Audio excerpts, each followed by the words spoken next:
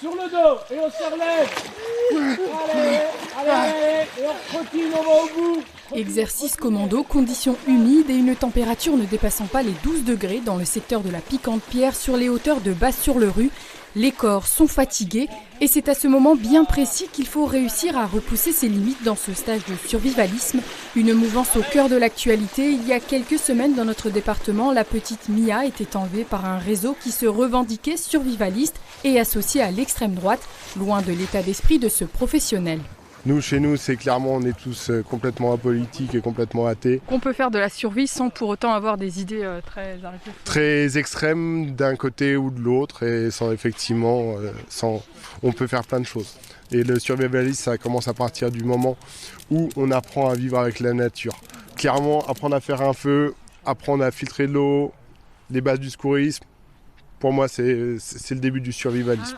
Ici, on parle de dépassement de soi où le mental représente 80% de la réussite. Ces 6 aventuriers de 18 à 43 ans, sportifs ou non, avaient choisi de consacrer leur week-end dernier à ce stage de survie. C'est aussi pour savoir où sont mes limites, les repousser toujours.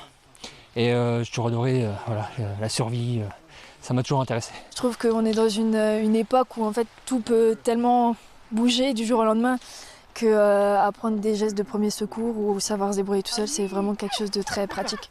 Les 2 journées dirigées par des instructeurs qui endossent un rôle, d'où la cagoule, sont rythmées par diverses activités de défense, d'orientation, de secourisme ou d'exercice physique, entrecoupées d'une nuit en bivouac mouvementée.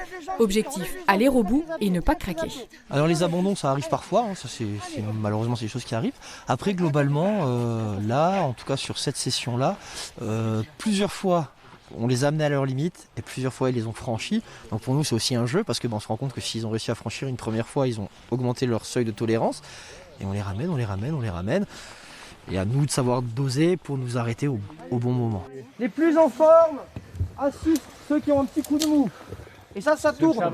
Des stages qui ont le vent en poupe ces dernières années. Si la télé-réalité en pousse certains à sauter le pas, la crise sanitaire pourrait elle aussi avoir un impact sur ce succès qui visiblement n'est pas près de s'arrêter.